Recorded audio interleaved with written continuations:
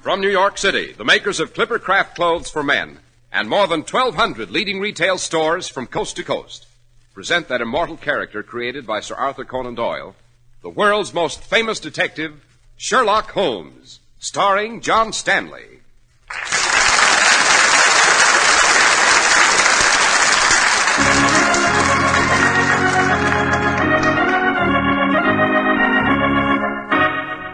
This week's story, The Adventure of the East End Strangler. Holmes, what do you expect to find here at this house? A killer, Watson. A fiendish and diabolical killer seeking another victim. A prince of crime. As shrewd and as vicious as Jack the Ripper. Good Lord, Holmes, what's that? Quick, Watson, into that house. That scream came from a victim of the East End Strangler.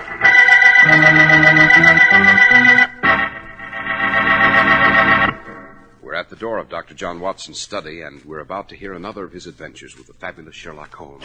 Well, good evening, Mr. Harris. Good evening, Dr. Watson. And what memoir are you compiling tonight, sir? Tonight, Mr. Harris, I am hard at work on an adventure that for sheer terror is unparalleled in my memoirs.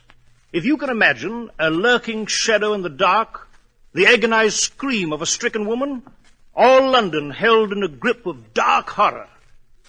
I'm afraid I'm a bit ahead of my story here, Mr. Harris. Well, you've got me on the edge of my chair now, Dr. Watson. What's this adventure called? My old friend Holmes always refers to it as the adventure of the East End Strangler.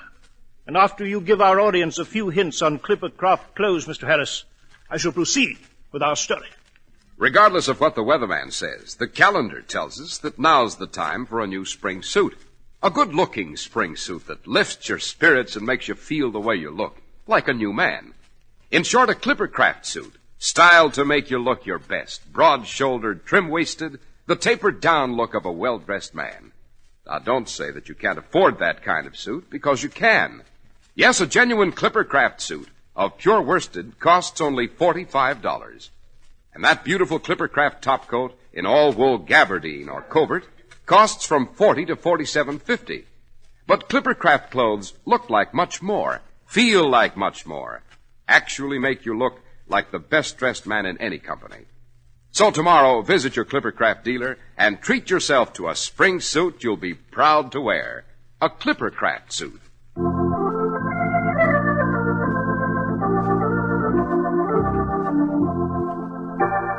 And now, Dr. Watson, what about the adventure of the East End Strangler? Well, Mr. Harris, it began in September of 1898. Exactly 10 years after Jack the Ripper had left his blood-drenched trail through the squalid dives of Whitechapel and Spitalfields. The memory of Jack the Ripper was growing dim when a new nocturnal prowler, a shadowy terror, began to haunt the dark streets of London. A woman was throttled to death in Shadwell, another in Wapping, and soon the name of the East End Strangler was enough to strike terror in every heart. The official police were helpless against this cruel, pitiless, and devilishly shrewd marauder. And then one foggy night in Radcliffe, near the Thames, a lady came running through the fog when... Constable! Here now, lady, what's up? The Strangler. He just accosted me on Radcliffe Highway. Steady now, ma'am. Easy does it. You're sure it was the Strangler? Oh, yes, Constable, I'm sure. He ran after me in the fog. I lost him just a moment ago. Ma'am, listen. You see that lane there? That dark little street. Right. You just go down it till you come to Commercial Road East. You'll be able to get a cab there. Oh, Constable, no. Don't leave me. Nothing to worry about now, ma'am. You just follow my instructions. I'm going back and look for this East End Strangler. There isn't a man on the force who hasn't been itching to get him.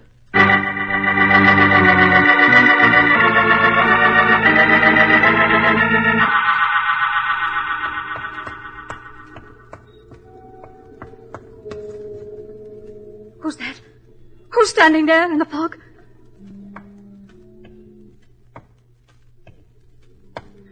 Who are you?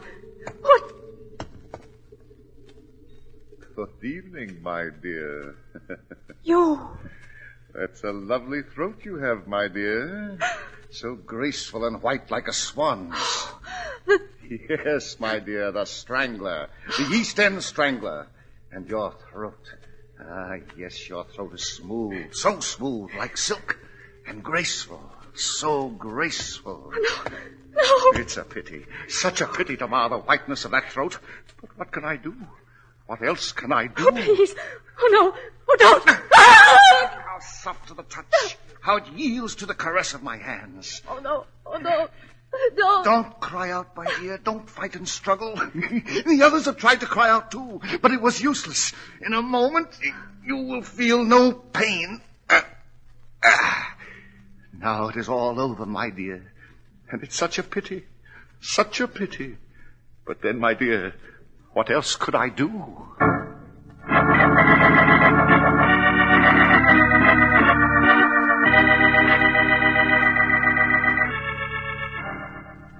Mr. Holmes, Dr. Watson, this affair of the East End Strangler, I'm forced to admit, has got out of hand. So we have observed in the newspapers, eh, Holmes? Yes, quite, Watson, quite. I must say, Inspector Lestrade, it's rather late in the game to summon my colleague and myself.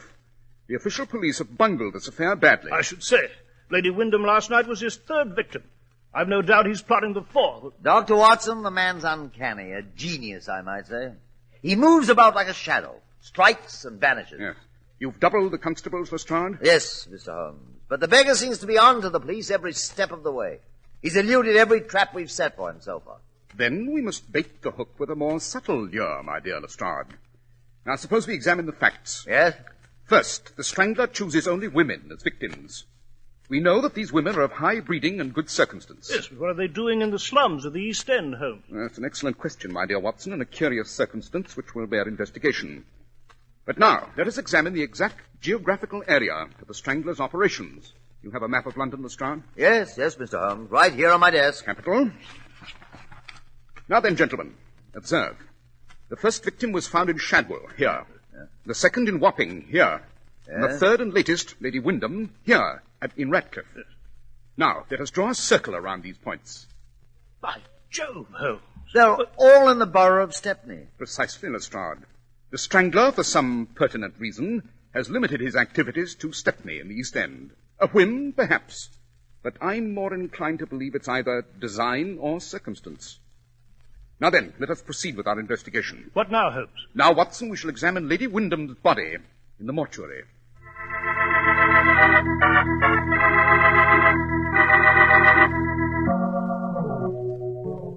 Extraordinary, Watson. This East End Strangler is not only wanton and cruel, but infernally clever. He struck and left no clue on the body. Yes. Inspector Lestrade, a question. Yes, Mr. Holmes. I note Lady Wyndham's purse is torn open and empty. Was this true in the case of the previous victims? Yes. Yes, ostensibly the motive is simple robbery, but I have an idea there's much more to this than meets the eye. Watson. Yes, Holmes? I'm afraid we're in for some rather routine investigation for a day or two. We must investigate the personal lives of the Strangler's 3 well-to-do victims and ascertain why they went to Stepney in the dead of night. Any suggestion for myself, Mr. Holmes? I have indeed, Lestrade. I suggest that you place a curfew upon all of Stepney Borough. Order all residents to be indoors by 9 o'clock.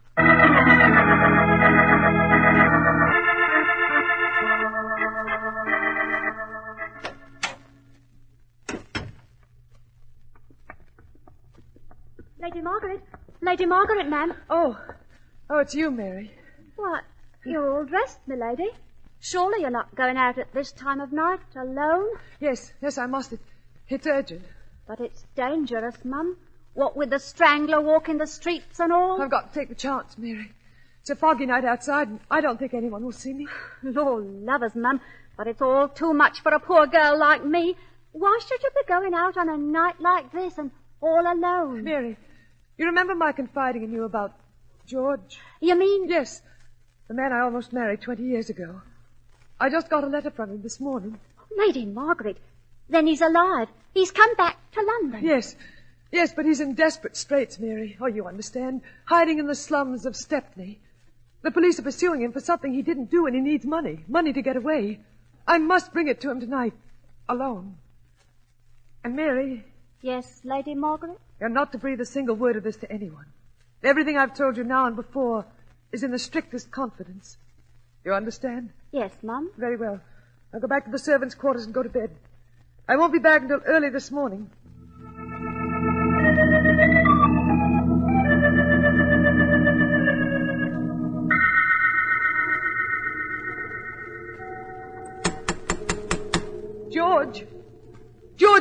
door. It's Margaret. George! Oh, this house seems dark, deserted. Who? I'm afraid you won't find anyone home, my dear. Who are you? Don't you know Lady Margaret? No. No. Yes, my dear. Don't. Such a lovely throat, such a pretty white throat, such a soft, warm throat. What can I do? Now then, my lady, first the letter from George and then the money, and we'll be off. All! Stand where you are! The police! All!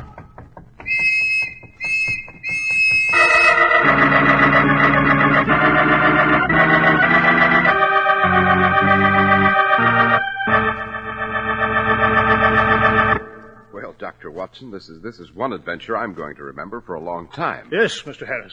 What you've heard is only the beginning. In a few moments, after you give our audience some facts to remember on Clippercraft clothes, I shall relate to you what happened. You don't have to pay a lot of money to get real styling in a suit. The kind that makes a man look his best. A Clippercraft worsted suit at $45 or a Clippercraft topcoat from $40 to $47.50 have styling you usually associate with clothes costing much more. You see, Clippercraft can afford the country's foremost designers because of the tremendous volume of Clippercraft clothes Americans buy. Over 1,200 independent merchants from coast to coast have joined in a gigantic buying pool to make possible the amazing values Clippercraft offers today in styling, in fabrics, in fine tailoring.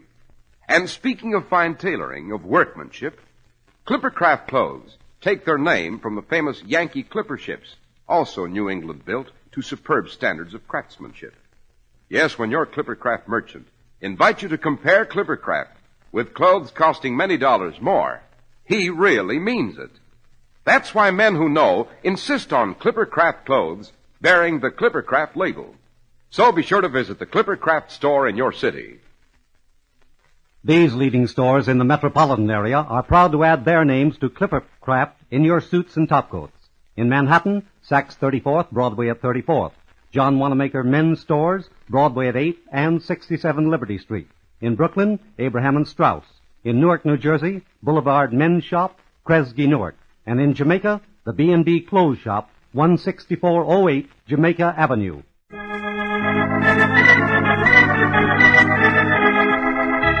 And now, Dr. Watson, you were telling us of the adventure of the East End Strangler. Yes, Mr. Harris, I was.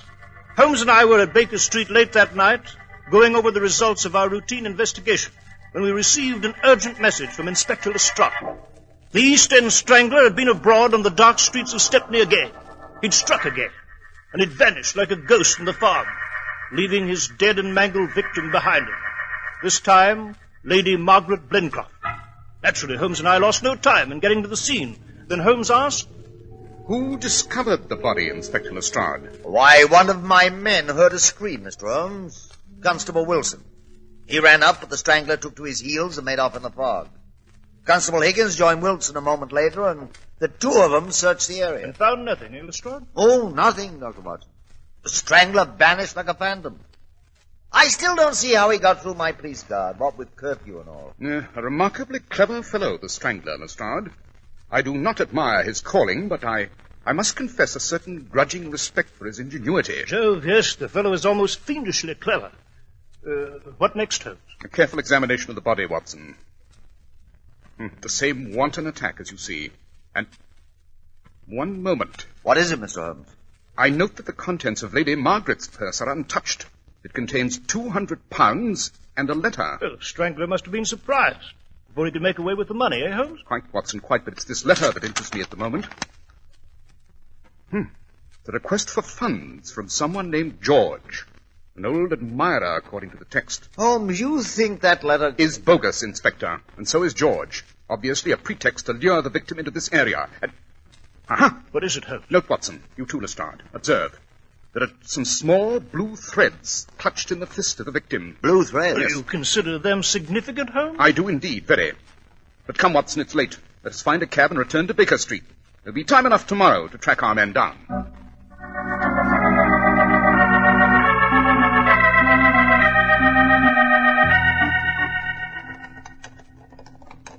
Holmes, I must confess I'm completely baffled by this Strangler fellow. Are you, Watson? I cannot say the same for myself. Consider the results of our investigation today. What about them?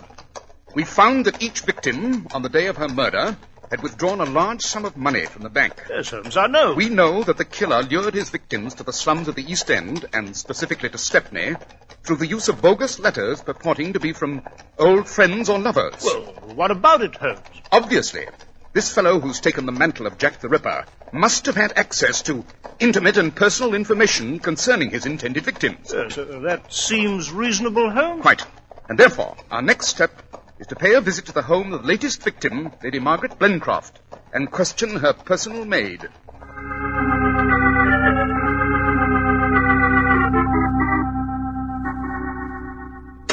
Well, Holmes, all the maid could tell us was that she was asleep. Didn't hear Lady Margaret go out. I'm afraid we didn't get very far here. Oh, on the contrary, Watson, we did. Eh? What do you mean? The contents of her sewing basket. They were significant. Very. But come, let's be off to Scotland Yard. Scotland Yard? Why? I wish to talk to Inspector Lestrade, and then to inspect the police who will be on the lookout for the Strangler tonight.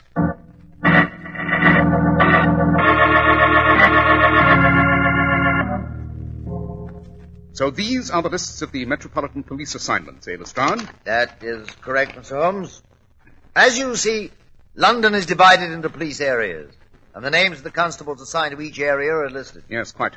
I cannot say that I'm impressed by your techniques of criminal investigation, my dear Lestrade, but I must say these police records are in excellent order. Holmes, what the devil does all this mean? Why are you taking such an extraordinary interest in the affairs of the police here? Because, Watson, it's only by way of the official police that we can hope to arrest the East End Strangler. Oh, now, Mr. Holmes, I'm glad to know you're going to require our close cooperation. For once. Quite. Now then, Lestrade, I understand you've requested a special inspection of the police constables before they venture into Stepney tonight. Yes, Mr. Holmes. Come, Watson, let's view this inspection. You may find it most interesting.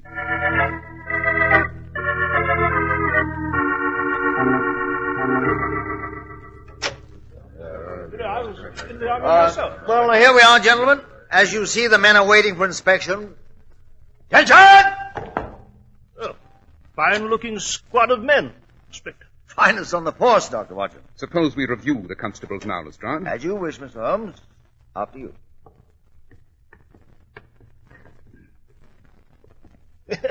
Yeah, I must say, Holmes, this reminds me of the old days with the Army. I recall one day the General reviewed my brigade at Bombay. One moment, Watson.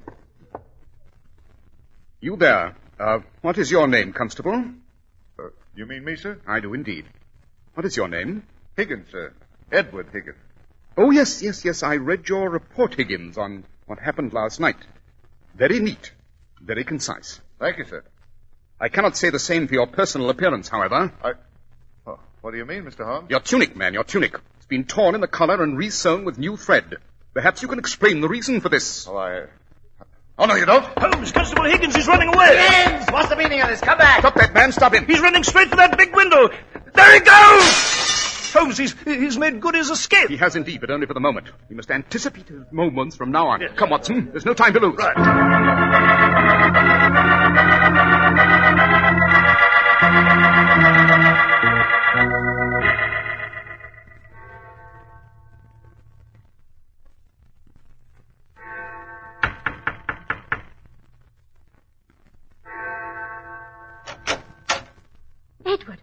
Edward Higgins. Shut the door, Mary, quick. Edward, what are you doing here? You're supposed to be on duty. It's Holmes, Mary. He's found me out. The game's up, and I've got to get out, get away to the hideaway on the continent. Edward, then I'll go with you like we arranged. We'll go together. Wait till I pack my bag. Don't bother, Mary. What do you mean? The East End Strangler still has another job to do. Another neck to twist. Edward, what do you mean? Whose neck? Yours, my dear. Edward, no! Yes, Mary. You know too much about me and our little game. You know where I'm going to hide out from here. This Detective Holmes will be sure to worm it from you. Edward, for the love of heaven! Besides, why should I share all the money I took from those fine ladies with you? I've got plans of my own, dearie. Oh, Edward, no, please, don't! Ah! such a lovely throat, my dear. So graceful, so smooth. A pity, Mary. But what can I do? What can I do? Take your hands from her, Higgins. Holmes! Look out, Holmes! He's going to rush you! I'll teach you to interfere. Suppose I teach you a little jiu-jitsu, Higgins. Away you go. Jove, Holmes, you flung him right over your shoulder. Well, he's unconscious. Yes, quite, Watson. He made the mistake of being off balance on the attack. Now, while this constable lies here, Watson, suppose you go out and find another constable to arrest him. And this woman as his accessory.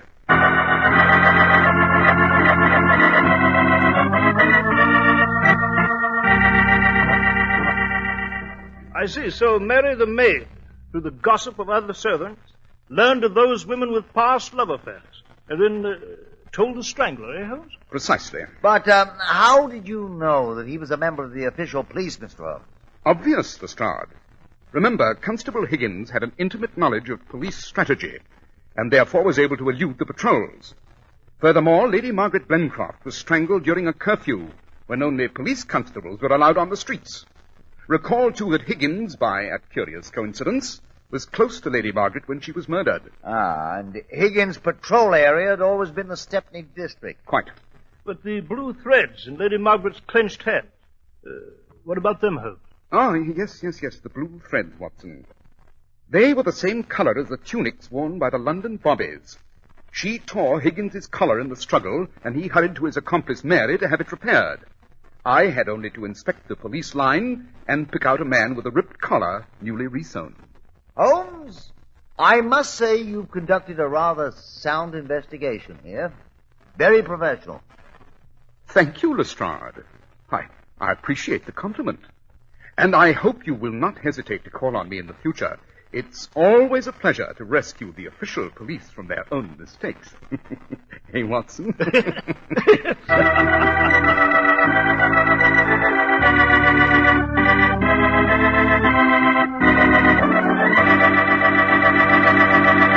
Well, Dr. Watson, that was some adventure. Yes, Mr. Harris, and I'm happy to say that while the person who made Mary received a life sentence for her part, the East End Strangler was hoisted by his own petard, so to speak, on a rope in Newgate Prison.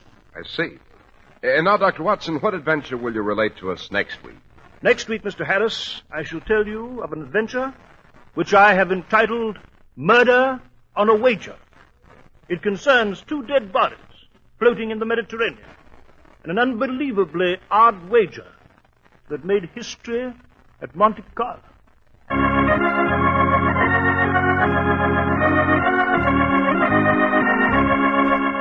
The makers of Clippercraft clothes and more than 1,200 stores from coast to coast have brought you another in the new series of broadcasts featuring the world's most famous detective, Sherlock Holmes.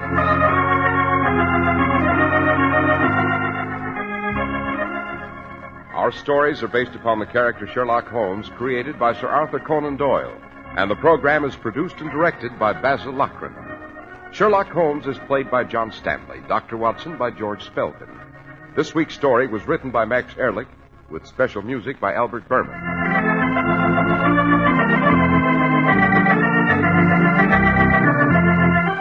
If you don't know your Clippercraft dealer, write Clippercraft, 200 Fifth Avenue, New York City.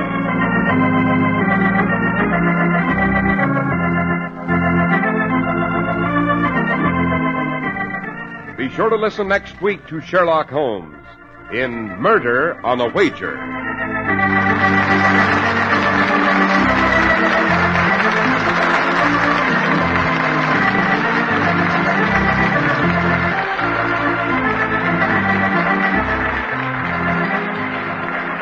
This is Cy Harris speaking for Clippercraft Clothes. This is the Mutual Broadcasting System.